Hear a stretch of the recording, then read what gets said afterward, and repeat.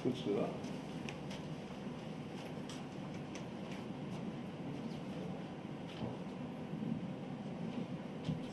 Okay, no worries. I'll do it.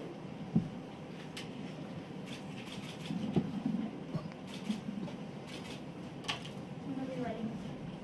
Thank you.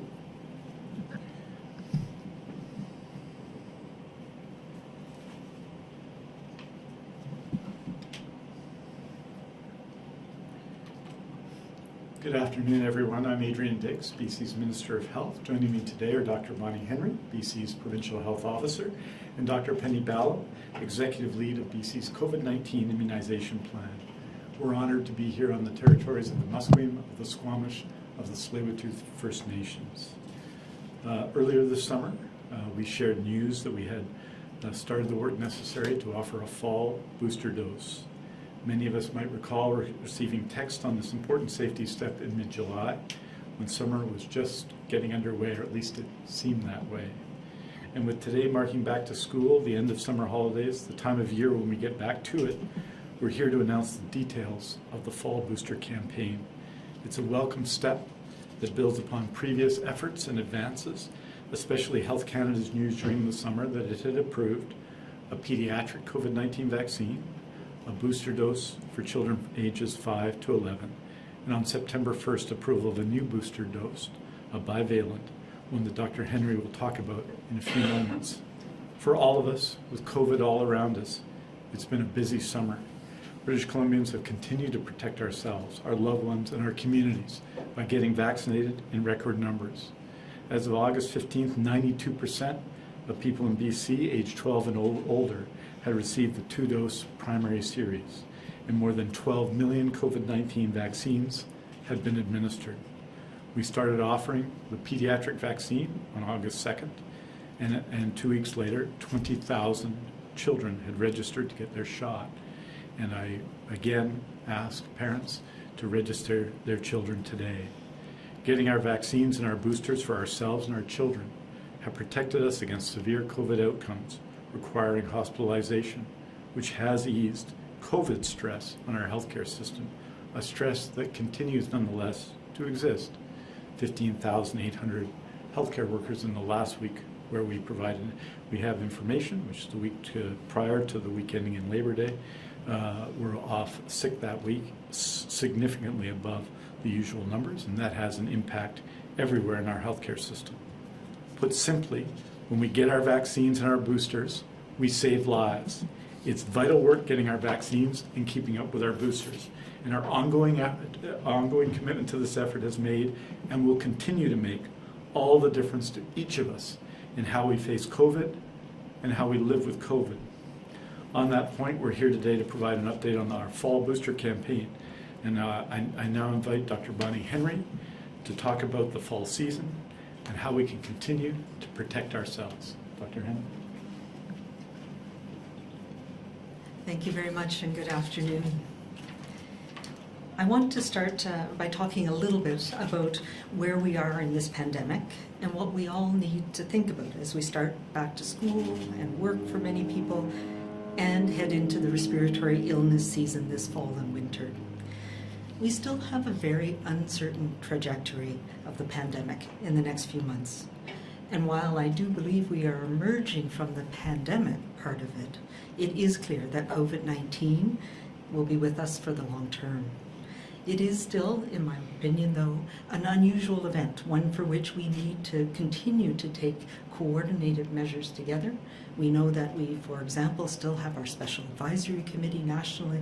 The WHO has still called this a public health incident of international concern. And we know that there is still significant spread around the world, and the public health impact of the emergence of potentially another variant of concern is still one of the uncertainties that we have to live with right now.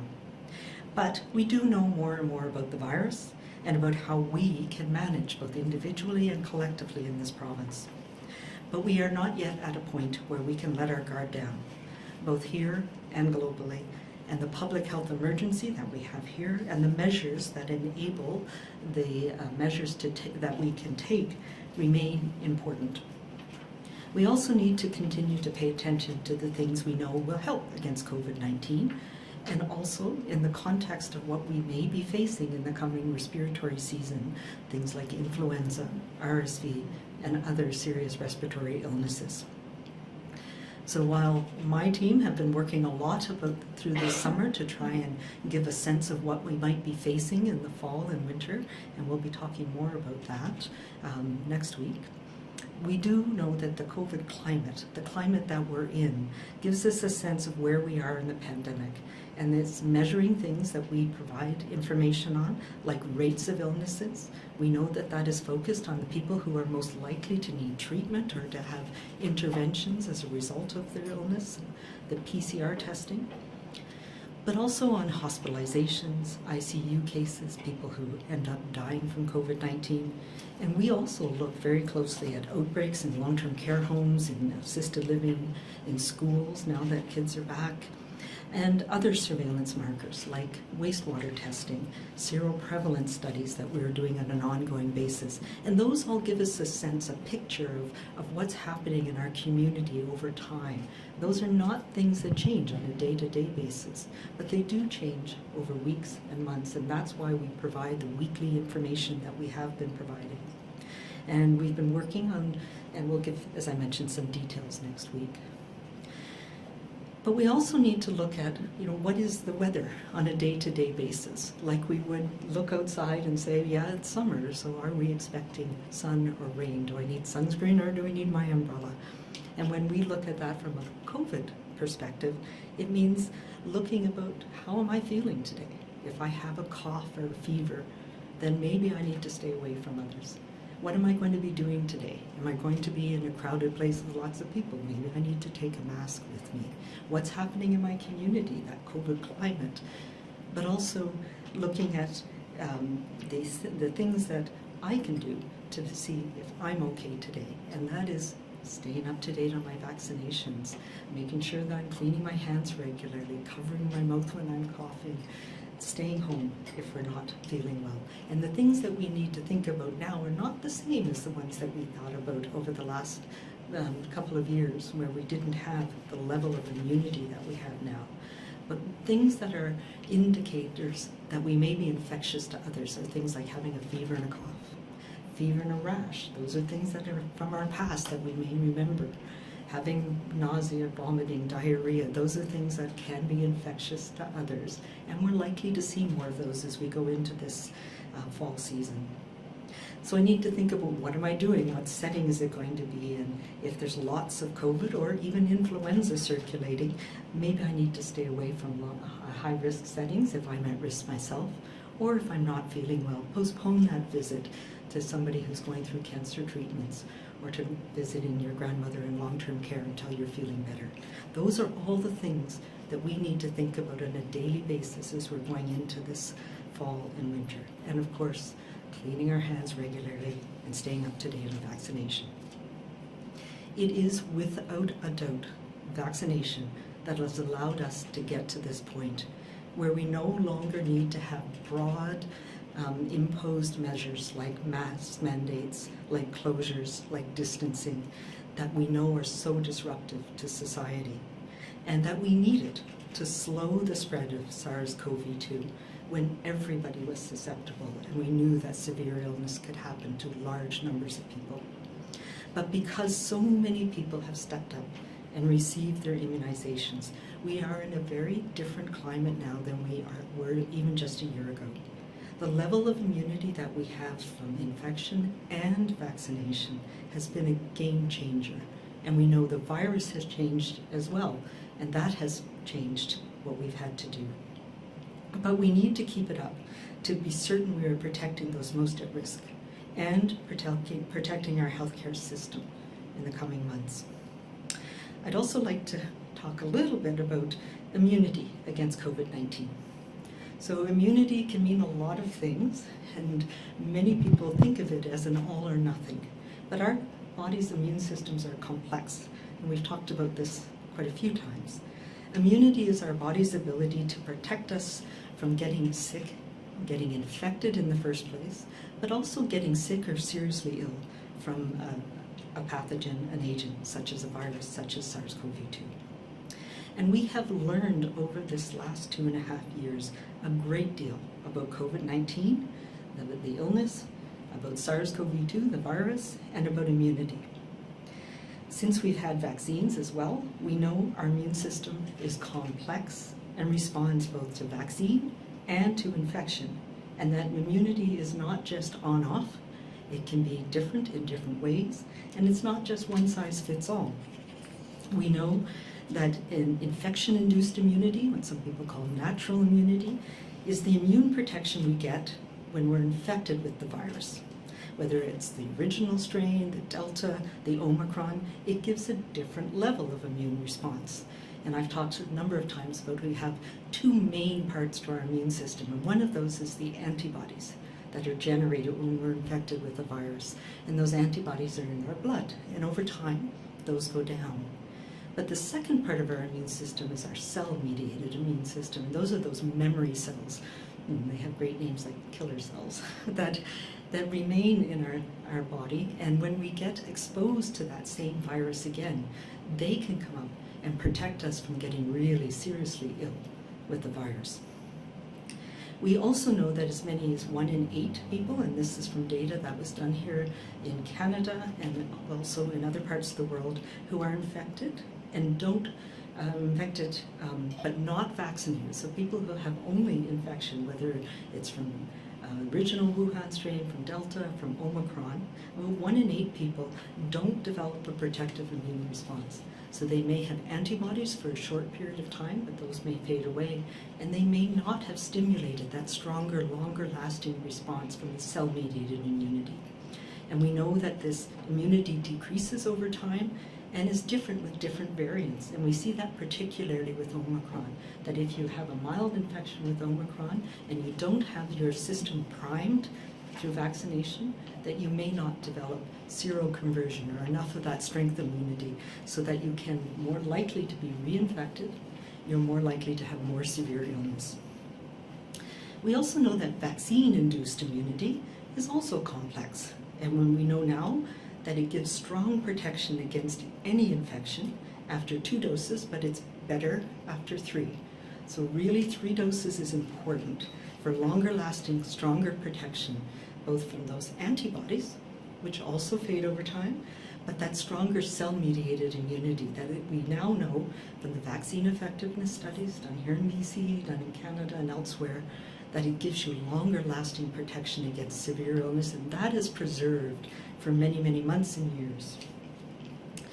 For some people, we also know, we've learned, that if you're older, if you have certain immune compromising conditions, you may need more vaccine, and your immune system tends to decrease that protection sooner than people who have a good, strong immune system.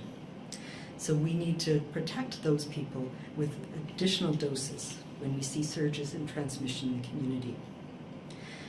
We also have a new thing that we've come to understand a lot more, and that we've now learned that there's better and sometimes longer lasting protection with hybrid immunity. So when somebody is both vaccinated and has had an infection. This is especially true now with the Omicron, where we've seen lots of infections, and I think everybody knows at least somebody who's been infected this summer. But those infections have been mostly mild because we've primed our immune system. It stimulates those antibodies, it stimulates those cell-mediated immunity. So even people who might have had a severe infection before, their immune system is able to recognize the virus and protect them in a way that we haven't had before. So what does all this mean? With vaccination and with hybrid immunity, we now know that there are far fewer people in our community now, today, who are at risk of severe illness from COVID. And we have tools now to top up immunity for those people who are still at risk, and that includes the newest approved bivalent vaccine booster. In addition, we have treatments that can be used for people who are most at risk if they do get infected, including things like Paxlovid and Sotrovimab. So the new bivalent vaccine is a combination vaccine, and we use multivalent vaccines. Bi is just means two, so this one has two different proteins in it. These types of combination vaccines are actually very common. The most common one that people probably know very well are influenza vaccines, and influenza vaccines have 3 or 4 different strains of influenza in the one product. We also have polio vaccines and pneumococcal vaccines that have multivalents in them as well. So every year we know that scientists combine activity against a number of the recent strains of influenza, for example, and that is included in the latest vaccine. So this is very similar to what we're doing now with COVID. As you know, last week, Health Canada approved the use of a combination bivalent COVID-19 vaccines. It's approved for use in adults 18 years of age and older, and I'll talk a little bit about that in a minute. So this is a form of combination vaccine that has the spike protein in it, not just for the original Wuhan variant, but also for an Omicron variant. And it is based on the Omicron BA.1. But clinical studies have shown that that BA.1 component of the bivalent vaccine stimulates a very strong immune boost against all of the Omicron strains, including BA.4/5. So that's important. I know the US has approved a bivalent vaccine that includes the BA.4/5, a more closely related one. But in Canada, the one that's been approved with all the data that we have is the one that's bivalent with BA.1, and that in the clinical studies has shown to give a really strong increased boost against all of the Omicron subvariants. So I think that's important for us to recognize. And so this version, as I said, was designed against the BA.1, and we know that it is BA.4/5 that we're seeing most commonly now, particularly BA.5, but it's not a dramatically different strain. It's not a new variant. It's not a new variant of concern. It's still within that Omicron, and so we're seeing good protection. It also protects against infection. So that's the part with the antibodies in your blood that we see decreases in all of us the most. And there's lots of good reasons for that. We know that the protection lasts best in the first 8 to 12 weeks after you get your booster shot. That's important because as we're putting all of these pieces together for thinking what might happen in the coming weeks and months, we want the people who are most at risk to have that boost up, that top up of their protection so that they have antibodies to protect them from infection when we expect to see COVID increasing again.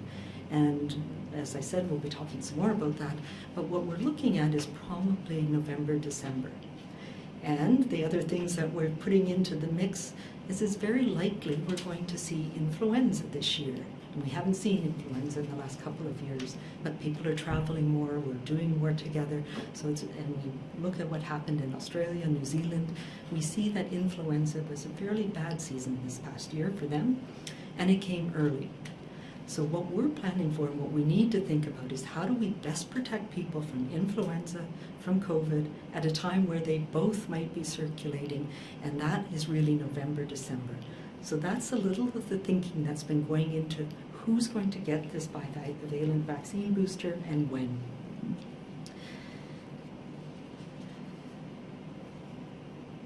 So the timing will be based on risk and on the time since your last dose. So first of all, we need to know who are people most at risk for poor outcomes from COVID-19, and I think this will be no surprise to anybody. We have learned that there are people whose immune systems don't respond as well and decrease faster, and primarily that is people who are immune compromised due to underlying disease or due to the medications they're on, and people of older age. So it includes people being treated for cancer, people with chronic kidney, liver, lung diseases, pregnant people, and those and a number of other disorders and medications, and people over the age of 60, particularly over the age of 80, but we really want to protect people over the age of 60. And NACI recommends, so our National Advisory Committee on Immunization has put out their statement on who should get a fall booster, and it's based on people who've had their vaccine for 6 months or more, had their last dose was 6 months or more, and although there's some leeway there depending on circumstances, but at least 3 months since the last dose, And for some people, and Dr. Ballem will get into some of those details, we may want to give it prior to 6 months, like if we have a local outbreak, or so that we can do residents of a long-term care facility, for example, all at the same time. The other group that we now need to look at is people who have hybrid immunity that I talked about. And people should wait at least 3 months after having an infection before you get your next booster dose. That allows your immune system to mature and to develop that boost from the infection as well. I think it is also very important to say to people who are not vaccinated, even if you've had an infection, we know you are at higher risk of being reinfected and higher risk of having more severe illness if you're reinfected. So you should be vaccinated on top of having had an infection, whether it was Delta, whether it was in 2020, or whether it was recent from Omicron. Immunization will help develop a stronger, longer-lasting immunity, and you are eligible for your dose 1 today, and I encourage anybody who's not been immunized to go out and get that vaccine now. In terms of the bivalent combination vaccine, the following people will be offered around 6 months. So people, residents of long-term care facilities, assisted living, homebound, and other congregate living settings for seniors, older age adults, age 60 and up, people who are what we've described as clinically extremely vulnerable, and we have 3 groups of those in BC, and particularly those aged 12 and up with an underlying medical condition or disability. Adults, people who are First Nations, Métis, or Inuit, or from those communities where infection can have disproportionate consequences. Residents of other congregate living settings like migrant workers, shelters, correctional facilities. And everybody else should consider getting this fall booster. And I would say you should think about getting this at the same time as you get your flu shot, because that will give you the best protection as we head into the highest risk period. I will say that some of the long-term care facilities, if you remember, many of the people who were recommended strongly to get this bivalent dose are people who were eligible for a dose 4, a second booster, and when we get to October-ish, that'll be about 5.5 months since we started that 4th dose program. So they'll be rolled into getting that vaccine then. And that, we think, will give the best possible protection for all of us as we're expecting to see a surge of COVID in the November-December timeframe. So as we're beginning this fall respiratory illness season, we need to do so with the best protection we can. If you just had your booster, it's okay to wait 3 to 6 months to get another one.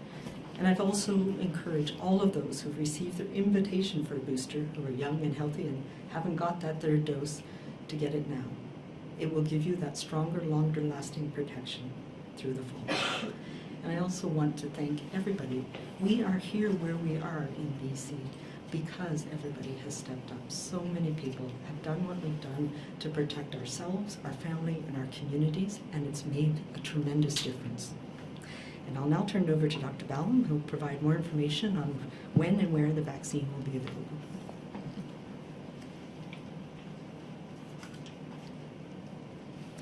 Thanks so much, Dr. Henry and Minister Dix, and good afternoon to everyone. It's always a privilege to be here to be part of this really remarkable effort to bring our lives back to normal in the midst of a pandemic. What I'd like to do is just walk you through some of the specifics of how this fall booster program will proceed, and I'll just catch up on a few things just on our activity over the last 6 months. Over this time, the vaccine program, really since the peak of the first booster program, you'll remember that started in November and carried throughout January. And since that time, we've continued to offer vaccines for people who come to us with whatever dose, no doses, dose 1, dose 2, a booster. We've had a lot going on, and we've continued to deliver the program through pharmacies and through the health authorities. On average, about 85% of the vaccinations that we've done over the last 6 months have been done in our pharmacy sector, and I just really want to do a shout out to them. They've really done a remarkable job in coordination with the BC Pharmacy Association. And the health authorities have done the rest of the job, and they have a harder job to do. Their job is to do the outreach for people who are hard to find, people are frail, elderly in facilities, homebound people, frail people who are not able to come out to a clinic. So they have a hard job to do in terms of the numbers, not such a high volume as the 600 or so pharmacies who have continued to provide vaccine. And the health authorities have also done the children's campaigns, both the 5 to 11 campaign and then the most recent 6 months to 4 year vaccination program that was authorized in mid-August by NACI. So since March 2022, we've delivered the spring booster campaign for our most vulnerable individuals, those over 70 and those who are medically very susceptible to infection due to immune suppression, and Indigenous peoples. The Moderna vaccine was introduced, as I said, for 6 months to 4 years, the Moderna pediatric. And we just, as Minister Dix mentioned, we just commenced the first booster for children 5 to 11. So today, all individuals 6 months of age and over are eligible for vaccination against COVID. And we, from 5 on up, as you'll see, are all eligible for a booster this fall. And we really want to just put in, this is the first day of school. Children across the province are returning to school, and it's very, very important that as parents and families, grandparents, that we really try and ensure that those children and youth are protected against COVID. They're going into a setting where, we know they want to participate in many activities and not be home ill, and so getting vaccinated, whether they're unvaccinated or they're actually eligible now for their first booster, or they've been eligible for a while if they're youth, really want to encourage that they take advantage of this campaign, where vaccine will be very, very available across pharmacies and health authorities. I think in the 5 to 11 age group, we are hopeful that we will pick up on our results. We have about 58%, just under 60% of our 5 to 11 group that have received dose 1, and just under 50% who are fully vaccinated with 2 doses. And just want to, just encourage them to carry on and take their vaccine as it's being made available throughout the next coming months. The importance of being vaccinated does continue to resonate with our public, who have been so enthusiastic. And I just wanted to share a little factoid with you that every day in the province, 50 to 120 youth or adults actually have stepped up to get their first dose. So making this available, easy to find, you never know what the reason is. Somebody who's among the 9 or 10% that are unvaccinated, why they'll suddenly choose to get it, but it's really important that we remain very available and encouraging and supportive to make sure they take that opportunity. And we want to encourage the 1.3 million people who got fully vaccinated but have yet to have a booster. This is the time to come in and get your first booster. It's really important, as Dr. Henry has explained. You are not going to get that same strength of protection, even if you've had a COVID infection. And we just really want to encourage that group, especially, to come and get it. And I'll talk to you about, where the different groups will be prioritized for invitations for the fall campaign. So now on to some details. Dr. Henry's talked about the new bivalent or combination vaccine. That's Moderna's product that has been approved. We were actually hoping we could say today it's arrived in British Columbia, the first tranche, but it's not quite there. But we're expecting that it's imminent, that we will be getting our first tranche of that supply into the province. And basically, we anticipate that we'll have about 1,100 pharmacies participating in this fall booster campaign all around the province, and that there will be, on any daily basis, more than 100 health authority clinics working with the pharmacies together to provide the capacity that we need to get our population, everybody 5 and up is eligible for a booster, to get them on an expedited basis able to access this booster, and hopefully as many as possible before we start getting into respiratory season in November and December of this year. The health authorities, not only will they have mass clinics, but they will also do, as I said, all the difficult outreach to populations who are, more vulnerable, are homeless, are sheltered, corrections, and as well they do the facility programs. So they will be visiting long-term care. Ideally, we'd like to wait to do long-term care for the high-dose flu vaccine that's specific for that very frail group of elderly. We hope to have that starting somewhere between the middle and the end of September, and at that point the health authorities will move out to start their vaccinations in long-term care and assisted living. Dr. Henry's alluded to the fact that we will be co-administering influenza vaccine for the general population accessing the fall booster as soon as it's available. And normally that vaccine arrives in the beginning of October. So we basically modeled and planned that starting probably the week of the 3rd that we will be able to offer both COVID and influenza when you go to get your vaccination, whether it's a pharmacy that you're going to or a health authority clinic. Now, just to remind you that this new combination bivalent vaccine will obviously provide very good protection. Not everyone is eligible to receive it. Adults 18 years and over have been approved by Health Canada and recommended by NACI to receive the new bivalent vaccine. For youth 12 to 17, Dr. Henry has recommended that those who are high risk, have immunosuppression, have chronic medical conditions that compromise them, that they will be eligible to receive this bivalent vaccine. But for the rest of youth, we will offer them a fall booster using the regular vaccine that has been used to immunize them, to date with their dose 1 and dose 2. We understand that there is Pfizer vaccine that is working its way through the regulatory process, and we have had some information from the NOC, which provides us all the logistical information about delivery of vaccines, and we're hoping that we will receive some Pfizer vaccine in the coming weeks as well. That will be a bivalent product as well, but that's still preliminary and working its way through the regulatory program. So I think one of the things that everyone wants to know is, when am I going to get my invitation for my fall booster? And first of all, we will use our Get Vaccinated BC system that I think most of you are familiar with. It's been a terrific system, and most of you have accessed it online. Some have used the call center to get some help with that, and that will continue to be the case. But we will be sending out our invitations through that system, either to your email or to a mobile number. And I just want to be clear that we recently have had an upgrade to the system that now allows you to actually go in and update your contact information, which is really important.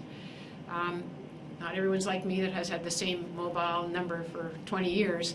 I gather people do change their number, and so it would be really important you go on the Get Vaccinated system.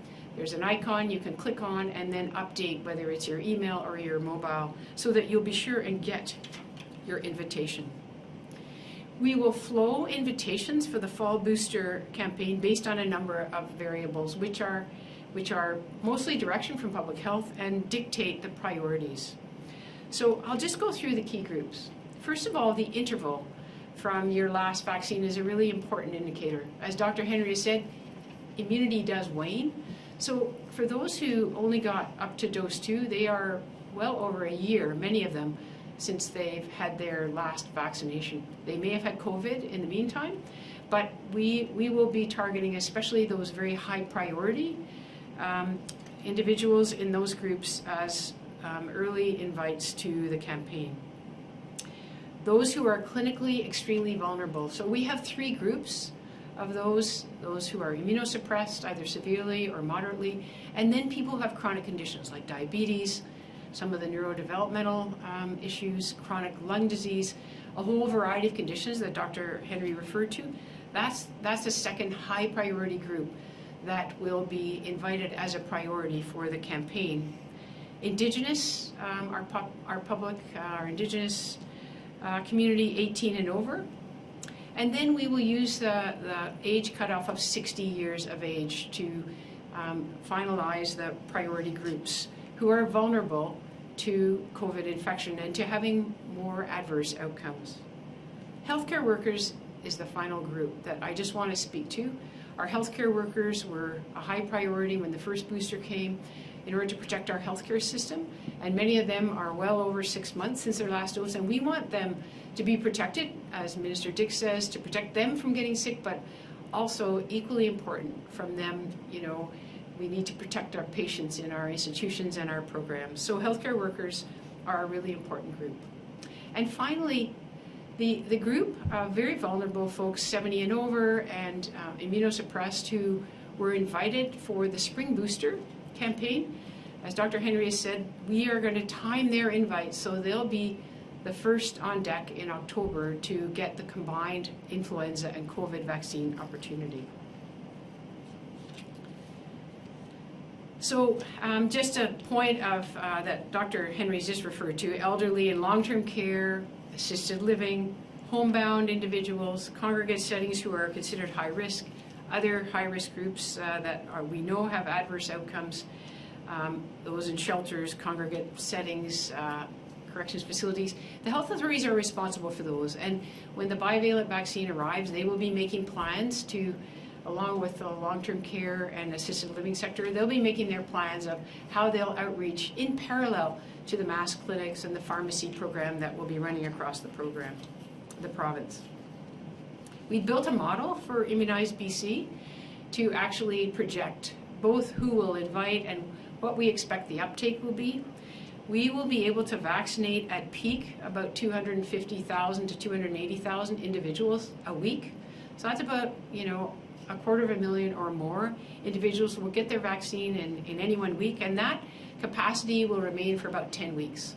Starting in the middle of September, on September 19th, when the health authorities start up their mass clinics, and the pharmacies, the full tranche of pharmacies who will be participating, about 1,100, and we'll run that capacity as long as we need to as the demand is flowing. That's about the maximum that we can actually mobilize for this campaign at that rate.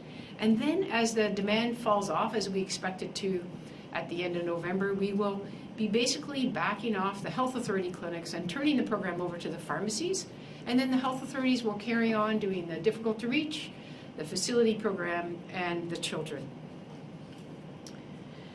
At this time, as I said, the arrival of the vaccine, the bivalent vaccine, is imminent. This week, the first tranche, which is about 110,000 doses, will come into the pharmacy distributors. As soon as it arrives, it will be repackaged by them and then distributed to pharmacies around the province. The next week we hope to get a bigger tranche of vaccine. That will be used to load up the health authorities, make sure they're ready for their start on the 19th. And we will start issuing invites. As soon as we have vaccine in pharmacies in the next few days, hopefully, we will start issuing the highest priority invites at that point in time, and allowing the commencement of the campaign, and it will be ramped up and reach peak by the 3rd week in September.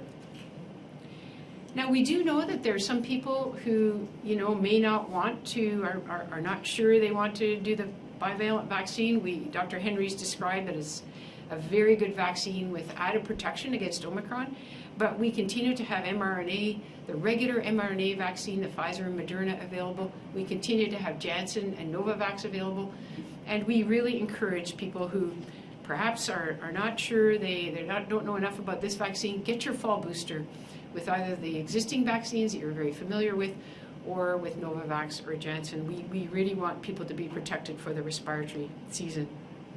NACI's guidance is very, very clear, as is Dr. Henry's. Getting a booster dose, regardless of which vaccine is chosen, is the most important thing for you to do this fall, especially once you're 6 months or more from your last dose.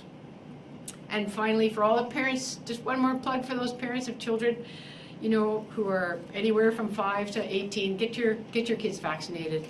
And, it'll be a real privilege for our team to carry on providing this program to support, the fall booster, to protect our public, keep our economy going, and make sure that those most vulnerable continue to be well protected in this province. Thank you very much. Over to you, Minister.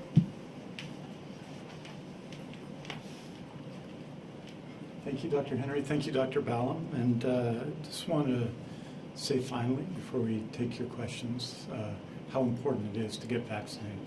I think Dr. Henry and Dr. Ballem have made this clear, but the priority we give to it, you can sense from Dr. Ballem's briefing that we're building up in a short period of time to the capacity to vaccinate between 250,000 and 280,000 people a week.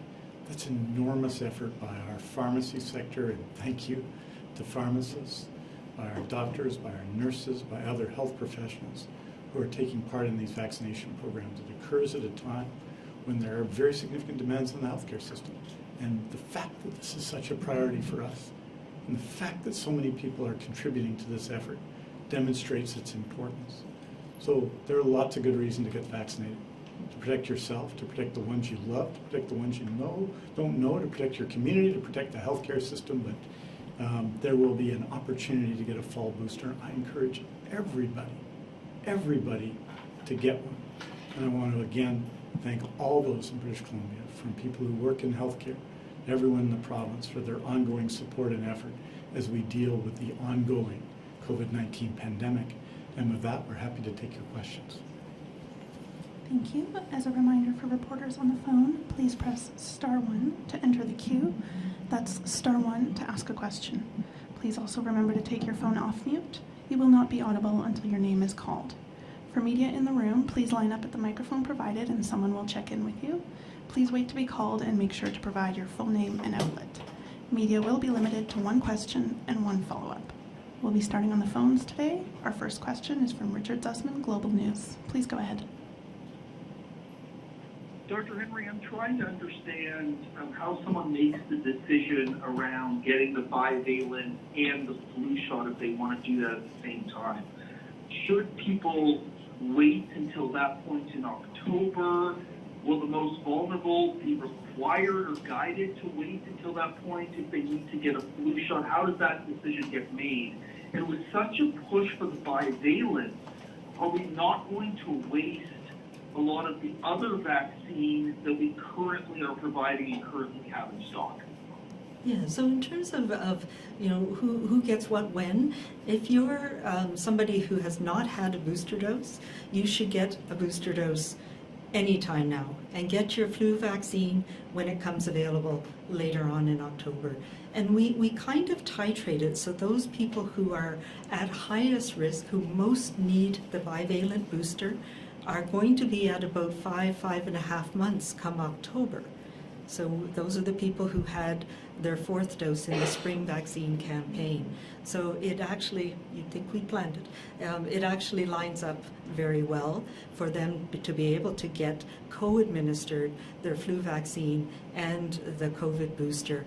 So people in long-term care, people over the age of 70. So for them, we right now, and I think this is part of what we're challenged with, all of us, is that we can't get rid of uncertainty. There's a lot of uncertainty, but this is our best guess of what's going to happen and unfold over the coming months. So if you are younger, you only had 2 doses on board, or it's been a long time, you're a healthcare worker, it's been longer than 6 months, get your COVID vaccine when it becomes available in the coming weeks. And you can get your flu shot when it becomes available later on in October. So don't worry so much about getting them together. We're trying to reserve that for those people we know need both, and where we can get efficiencies by giving it to people together. But I think we do need to recognize that if we start to see outbreaks in long-term care, for example, or we start to see surges in the community, that we will speed that up and we will change our approach and make sure that we can get booster doses regardless of whether the vaccine, the influenza vaccine is available or not. So this is our best guess right now, and as I mentioned, I'll be providing a little bit more background about how we came to those decisions next week when we talk a bit about the modeling and thinking about what might unfold over the fall. In terms of vaccines that we have on board now, they are still the vaccines that we need to give for dose 1 and dose 2 because there are higher amount of antigen in them, and you need that to start off with your primary series, and the primary series is still 2 doses. We have also learned that third dose is really important for longer term protection, both from antibodies, so protection against infection, but really important for developing that robust, mature immunity against severe illness that lasts a long time. I will also say that we have been titrating how much we get from the NOC, from the national supply, so that we don't have a lot of excess doses on hand. And Dr. Ballem's team have been working on that to make sure that we're not wasting vaccine as much as possible. We do know that some of it will be coming up and expiring in later in the fall and in the winter. So we try and as much as we can titrate the types of vaccine for the demand for those vaccines, as we have been doing for the last year and a half. I will also say that this uncertainty is something that, and I've talked about oscillations that are sort of getting smaller and smaller over time. And I do believe we are going to be out of the emergency response pandemic phase of living with this new SARS-CoV-2 virus, but we're not there yet. So what we're doing for this fall is based on what we've learned, that we're still in a very uncertain period of time. There's still a lot of transmission globally. We still have the possibility of having new variants that escape vaccine protection, potentially. I think that's becoming less and less likely as people globally are vaccinated. But those are the things that we still need to be prepared for over this coming year. I think that will emerge, and then we'll have a longer term strategy for whether we need a booster every year or whether we'll get more information about how long that protection lasts, especially the protection against more severe illness. And this time next year, I'll be talking in perhaps in a different way. Richard, did you have a follow-up? Dr. Henry, again, considering that the vaccination rates for 5 to 11-year-olds is so low and much lower than the older age demographics, what is the province doing to change its approach to encourage 5 to 11-year-olds to get vaccinated? And will there be any consideration being given to different types of clinics, including vaccinating at schools, a wider range of schools across the province? Yeah, that is a concern for us. I think there's been a couple of things. Part of it is the timing of availability of vaccine for school-age children, and there's a lot of things going on this summer.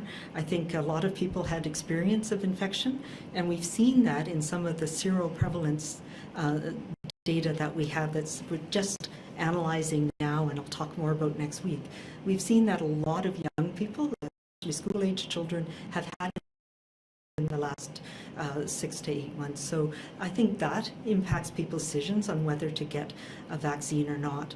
So now we need to say, yes, even if you've had an infection, you need to get that first or second or third dose of vaccine. And now's the time to do it, because it's going to give you that stronger, longer lasting protection in that age group. And we have been working on a campaign to try and increase awareness about those things. And you'll see some of that in the coming weeks. And yes, in schools where it makes sense. So there are some schools where that will be a part of offering school-based immunization, but not all schools, because we know that local public health knows where those strategies work best and where people are able to get vaccine and access vaccine, and we'll be able to titrate that depending on the program. Our next question is for Zhao Zhu, Globe and Mail. Please go ahead. For taking my question. Given the lack of uptake on the first booster shot, are we expecting better uptake on the Bivalent booster? And what's your plan to ensure that there's better uptake? Yeah, we actually had pretty good uptake for dose 3, but there is, as we talk about, 1.3 million people who have not had that third booster shot. And we have been trying to understand what are people's reasons. A lot of it is because they were busy or they didn't feel they needed it, but a huge proportion of people is because they had a recent COVID infection as well. As we know, Omicron has been spreading quite a lot. So we have heard from people that about a third to 40% of that 1.3 million people are willing to get a vaccine. They were waiting for the bivalent vaccine. So we will be targeting, and one of the things we're saying today is if you're in that group of people, this is your vaccine to get in the coming months. Joe, did you have a follow-up? No, I don't. Thanks. Our next question, still on the phones, is for Moira Whiten, the Tyee. Please go ahead. Hi, thank you for taking my question.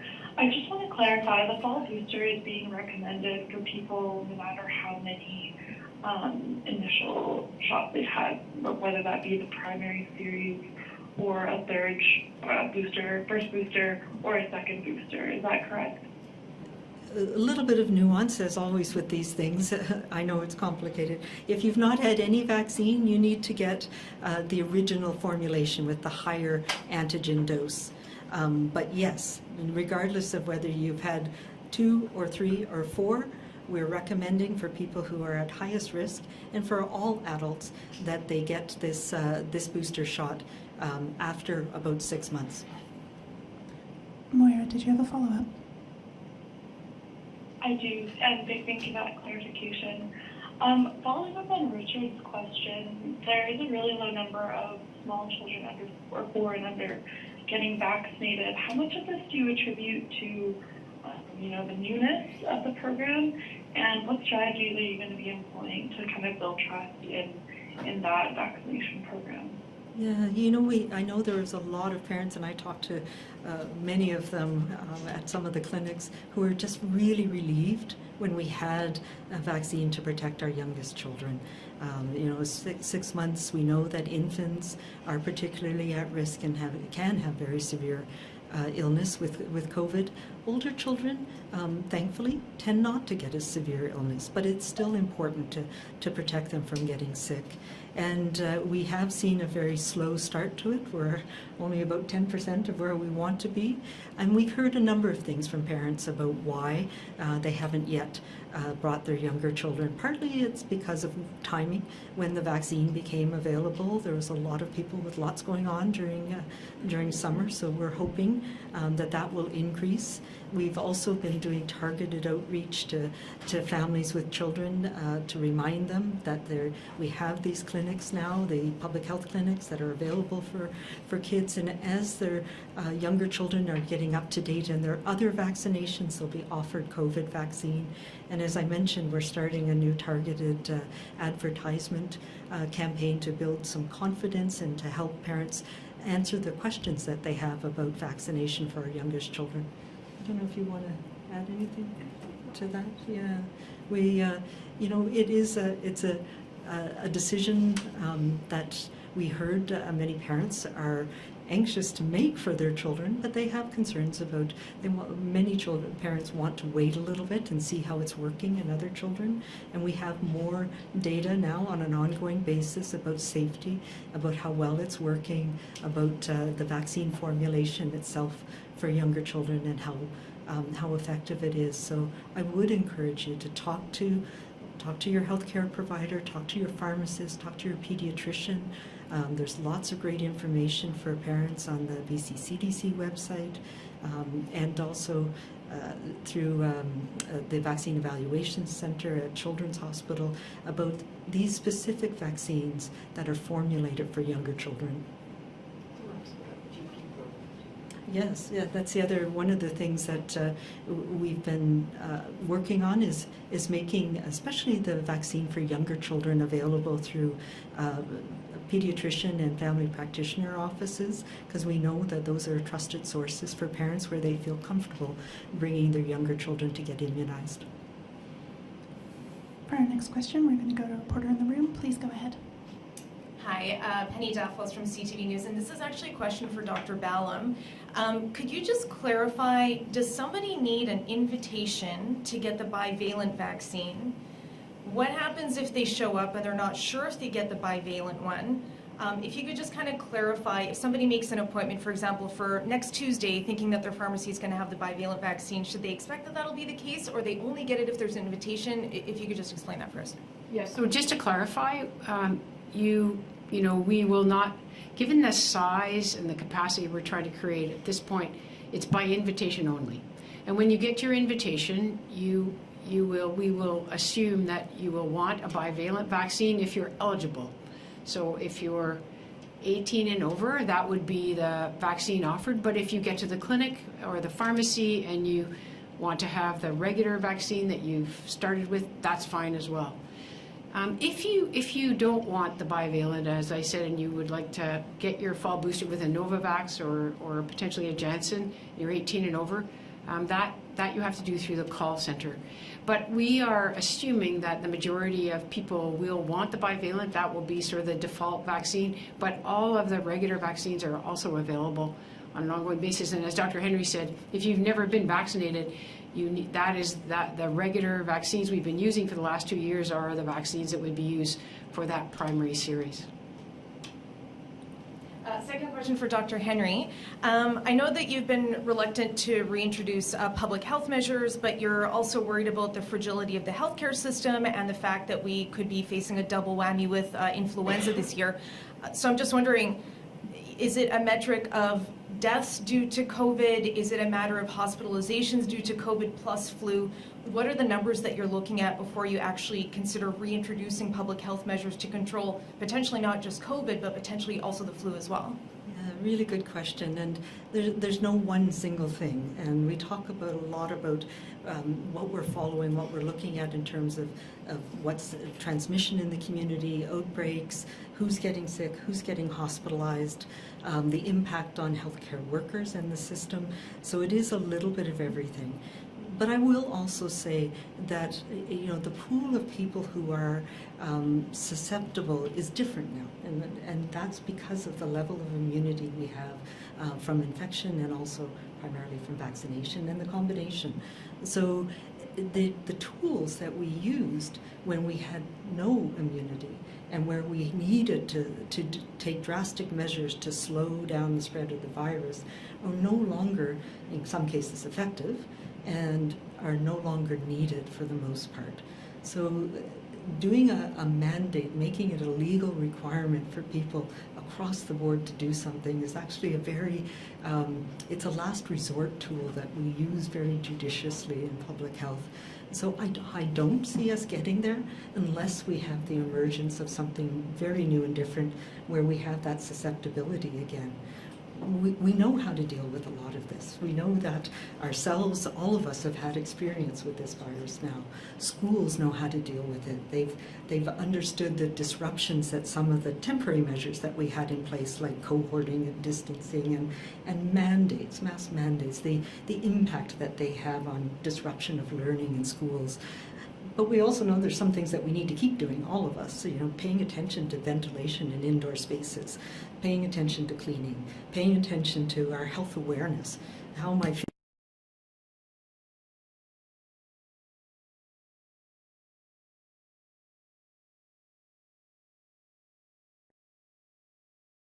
And I hope we're baked in.